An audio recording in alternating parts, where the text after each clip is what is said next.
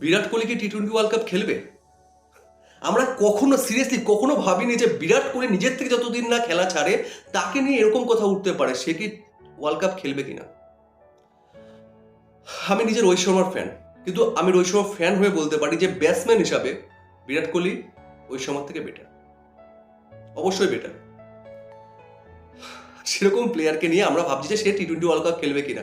আমরা নিজেরা 50 ওয়ার্ল্ড কাপে যে আমরা দেখে এসেছি যে রোহিত শর্মা বিরাট কোহলি যে জুটিটা, রোহিত শর্মা প্রথম দিকে ধামাকাদার বাড়ি খেলছে, খেলার পর আউট হয়ে গিয়ে তারপর বিরাট কোহলি ধরছে জায়গাটা।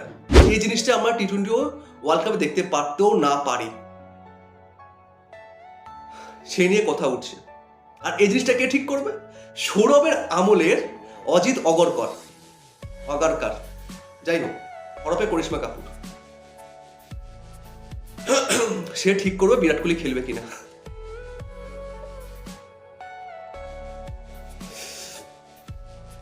টি-20-তে 51.6 অ্যাভারেজ, যার তাকে নিয়ে আমরা কনফিউশন সে খেলবে কিনা।